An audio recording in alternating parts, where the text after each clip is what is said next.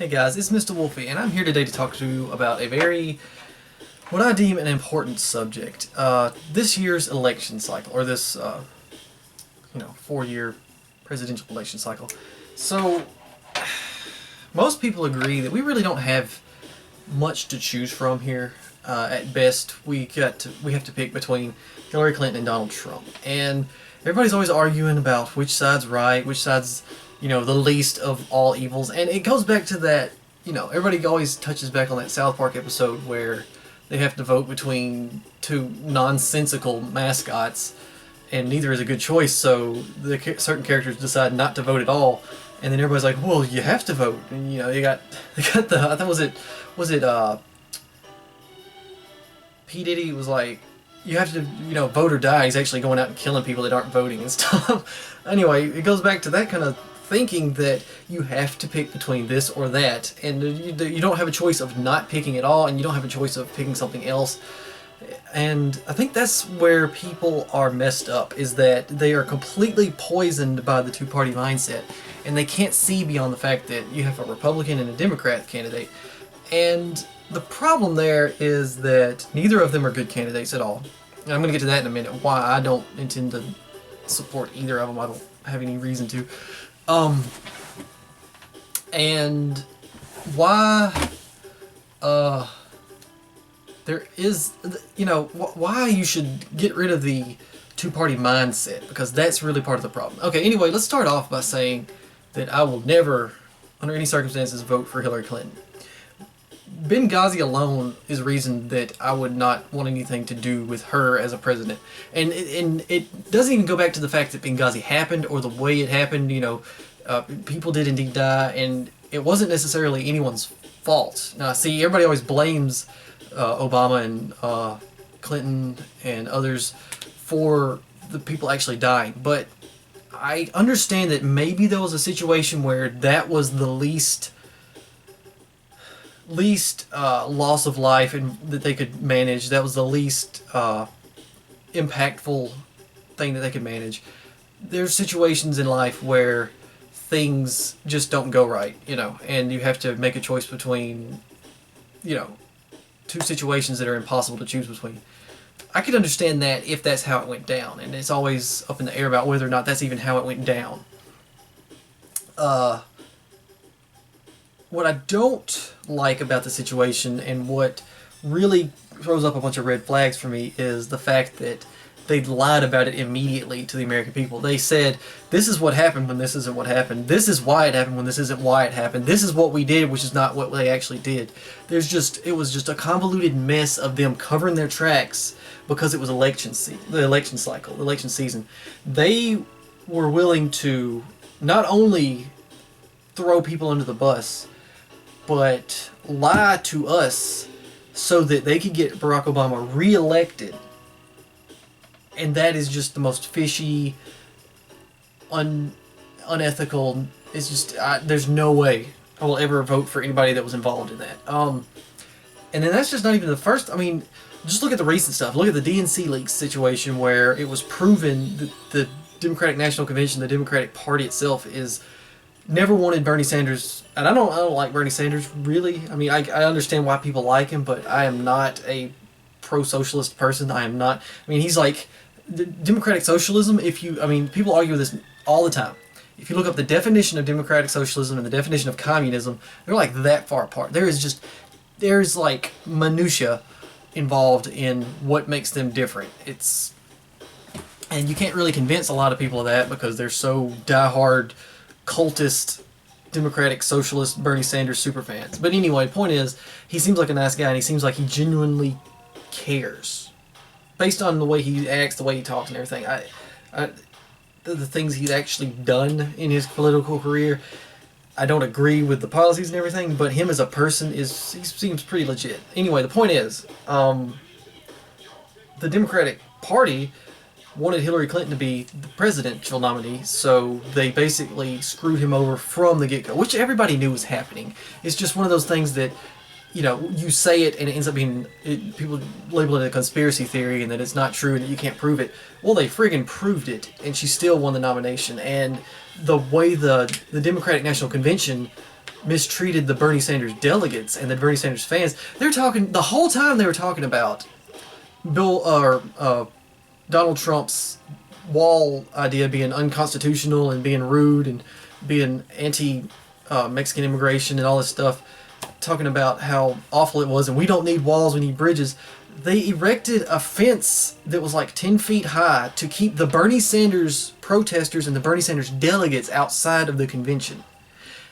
They were talking about a wall along the U.S.-Mexican border being stupid and a bad idea, but they were willing to create a wall around themselves to make sure that there was no one inside the convention that could disagree with what they were saying.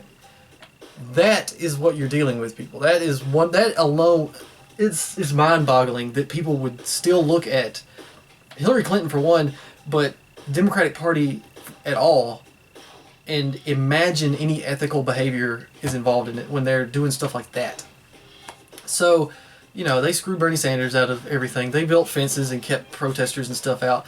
They purposefully screw people over all the time while saying that they're helping people, and there's proof of all of that. And I don't have any links. This is just going to be the video, so I can't post up like little bobble links up in there. I'll probably post some in the what's the word I'm looking for? The description. But anyway, also, Donald Trump has a lot of faults, and I'm going to get to them in a second. But the one thing that I really disagree with Hillary on is, for one, gun control. She is super pro, or just recently, really, because it's the cool thing to be, is super pro. We need to take guns away from people.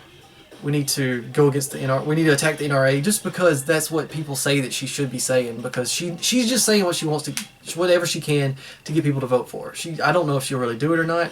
Seems like she would actually do a lot of really restrictive gun control measures in her first term, just to make sure she got voted in the second term. You know what I mean?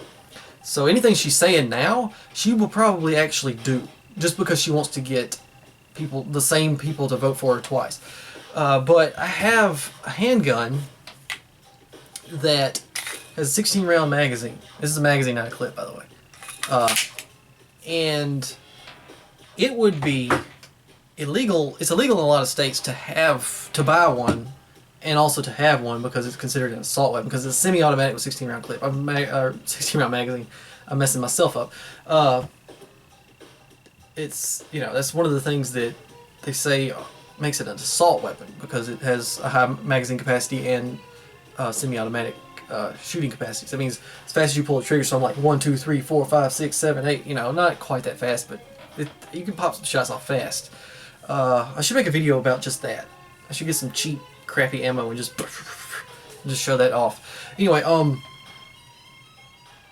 that would be something that the government would try to take away if anything. It's like what she said specifically, she said this more than once, is that Australia had the right idea, and that gun buybacks and gun confiscations could be an option to enact gun control measures that would help the people. I don't remember the exact words, but even Bernie Sanders, who is like super lefty, was like, well, you can't really just take guns from the American people, because that's, it's not right to just assume that all the American people are going to be dangerous with their weapons.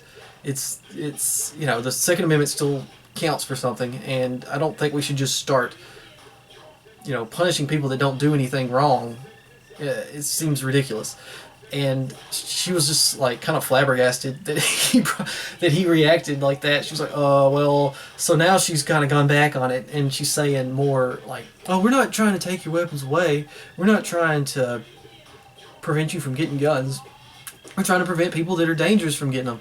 Well, all that translates to, in my mind, and all it's ever translated to at all in the Democratic Party, you look back in history, throughout the entire history of the Democratic Party, that just means minorities shouldn't have guns, only like rich white people should be able to have them, kind of thing. That's what that means. I don't know if that's what she probably doesn't even realize that that's what she said, but that's what traditionally it's been all about. So people don't seem to remember that. Like, you think about it, and what is she trying to say as far as who is dangerous with these weapons? Well, there are some white people that do wrong, bad things, and they shouldn't be getting it because they're, you know, mentally unstable psychopaths. Which how can you predict mental instability beforehand? I mean, there's probably some markers, but some people just snap, and then there you have it. If they already own a gun, then boom, what are you going to do about it? So, you know, that kind of thing. It's hard to actually do anything that will prevent that kind of thing from happening. But on the other hand, you've got all this terrorism. If she's talking about keeping guns out of the hands of terrorists, then she's going to be looking at any kind of person that might be involved with ISIS, and that includes pretty much all Muslim Americans as a possibility.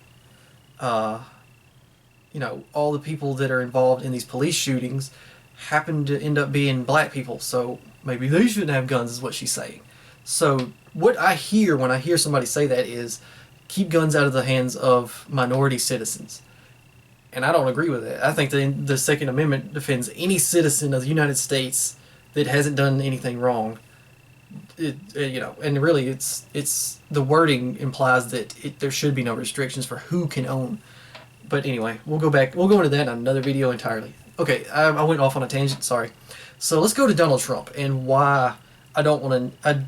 I don't intend to vote. I have yet to vote for him, and I don't intend to. Let me fix my record real quick.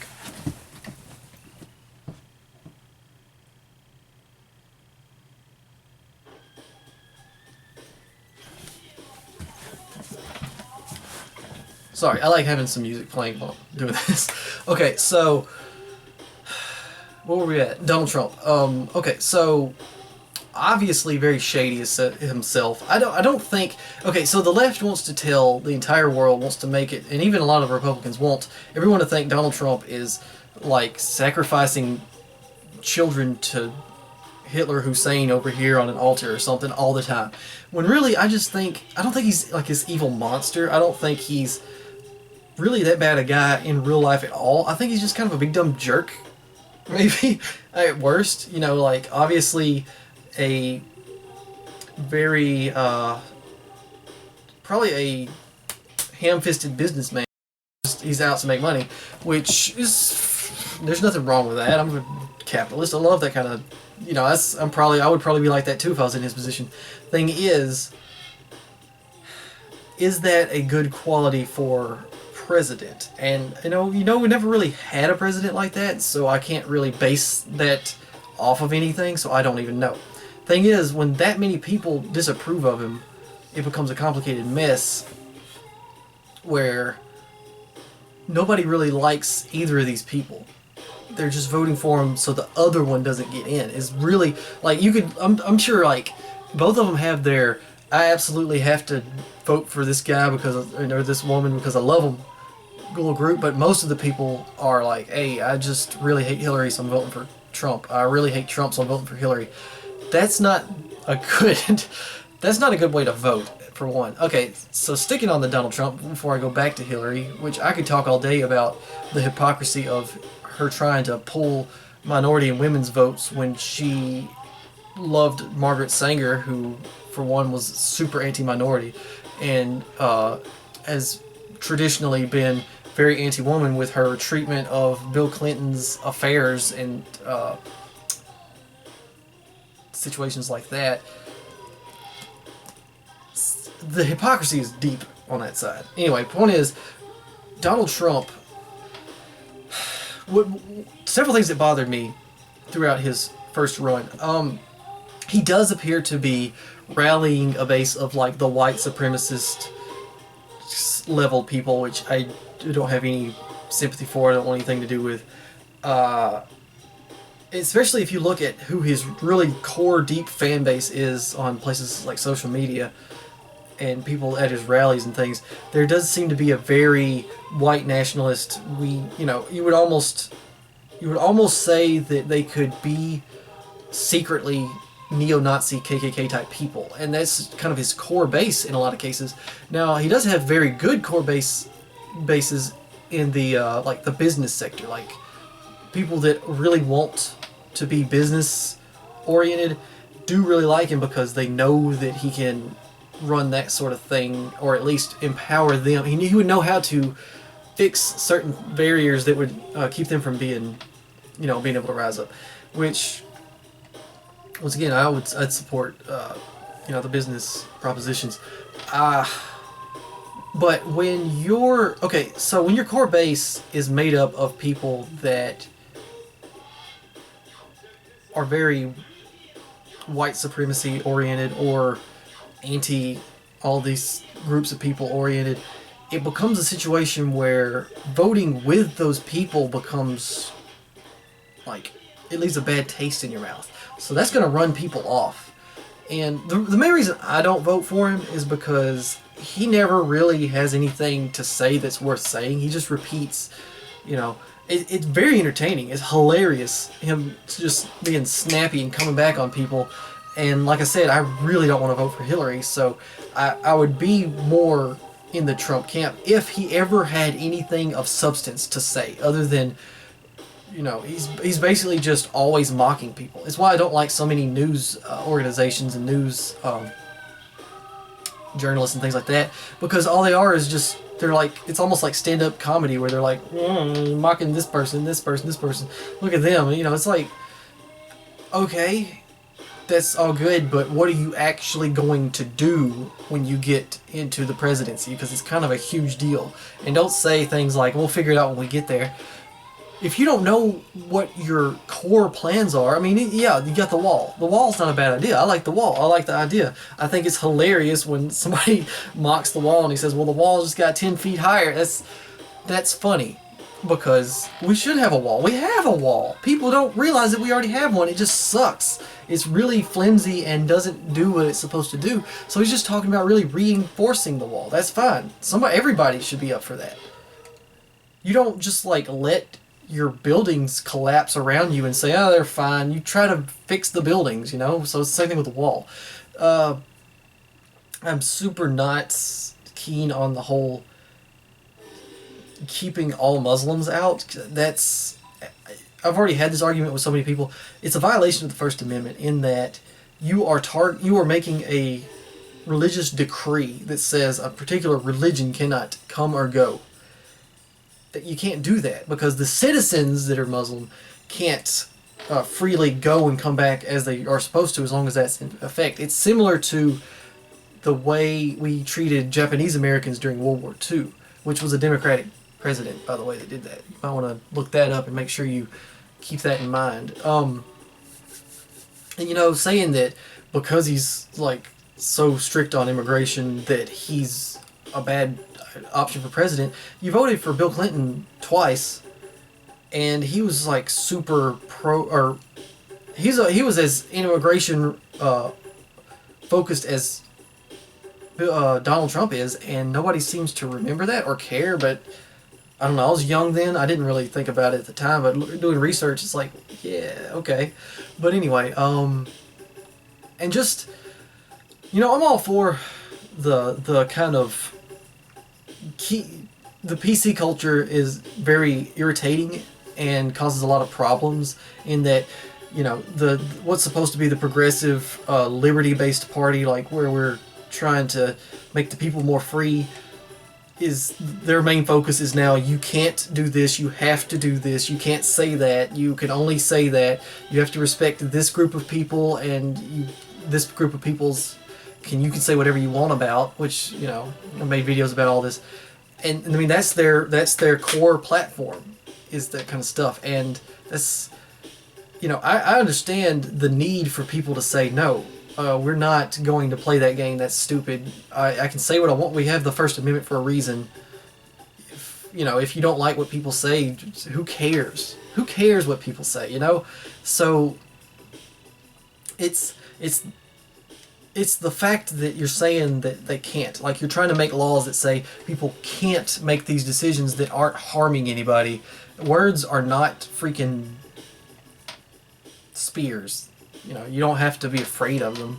If they annoy you, if something's a problem for you and you need a safe space to go cry about it, then go hide in your closet at your house. Who cares what other people say? I don't. So, whatever.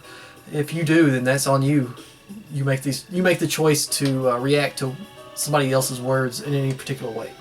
So, you know, getting back to that, it seems to be all that Donald Trump does is just kind of snap back at people and try to push the PC barrier while still trying to attract a voter base without actually saying, you know, this is the exact way we're going to finance the wall. This is the exact tax plan. And everybody's always talking about the tax plans. The websites have information, but they're kind of like super basic. They don't quite make any sense to me. Like the way they laid out, it's like we're gonna cut this and increase that. It's like it's so many more steps that you're not describing here. How are we gonna do either of those things? You realize you got to get Congress to agree on like all of this. Otherwise, you're using executive orders, and that's exactly what people like President Obama are always getting attacked about, is because they use all these executive orders to do things that the Congress doesn't want, which the Congress is supposed to be our representation as citizens, which they're not. We can go on another video about that entirely. Point is, Donald Trump just seems untrustworthy and not a better option than Hillary. So I've yet to vote for him for anything, any primaries or anything. I don't see any reason to vote for him over Hillary Clinton right now, and I will never vote for Hillary Clinton. So that, by proxy, implies that I will never vote for Donald Trump. So unless he just really does some amazing stuff to show that he can just be the best president ever by the time we have to vote in the fall, I'm probably not going to vote for him either. Now, that being said, who would we vote for? And I'm going to discuss Jill Stein and Gary Johnson in the next video, because this one's taking a while. Anyway, guys, peace out. This has been Mr. Wolfie. Love you guys.